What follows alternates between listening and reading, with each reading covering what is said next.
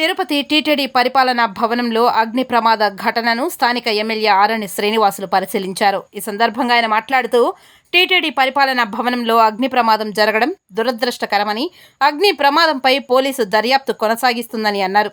అగ్ని ప్రమాదం జరగడంపై పలు అనుమానాలు ఉన్నాయని తెలిపారు. మదనపల్లి సబ్ కలెక్టర్ ఆఫీస్ అగ్ని ప్రమాదం మరొక ముందే టీటీడీ పరిపాలనా భవనంలో అగ్ని ప్రమాదం జరగడం దారుణమని, రాష్ట్ర వ్యాప్తంగా అక్కడక్కడ అగ్ని ప్రమాదాలు జరుగుతుండడం పట్ల పలు అనుమానాలకు దారితీస్తుందని మీడియాకు తెలిపారు. కొన్ని డిప్యూటీ ఎగ్జిక్యూటివ్ ఇంజనీర్ గారి టేబుల్ దగ్గరున్న ఫైళ్ళు మొత్తం కూడా కాలిపోవడం చూడడం జరిగింది. చాలా బాధాకరంగా ఉంది. ఒక భగవంతుడి పుణ్యక్షేత్రంలో ఏడుకొండల వెంకటేశ్వర స్వామి పరిపాలనా భవనంలోనే ఇటువంటి ఘోరాలు జరుగుతున్నాయి. అది అగ్ని ప్రమాదమా లేదు ఇంకేదైనా అవి అనేది క్షుణ్ణంగా కూడా పోలీస్ అధికారులు పర్యవేక్షణ చేస్తున్నారు.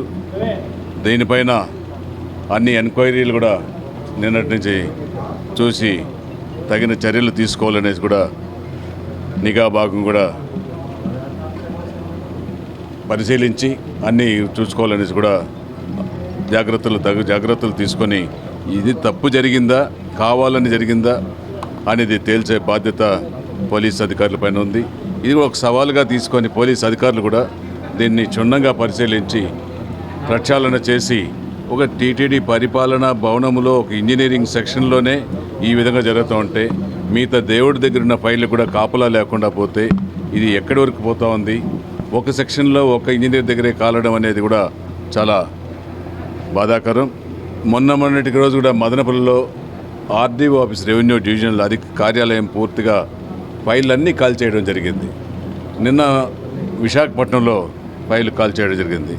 అదే రోజు తిరుపతిలో కూడా నిన్న ఈ యొక్క ఘోరం టీటీడీ ఇంజనీర్ విభాగంలో అగ్ని ప్రమాదం జరిగింది.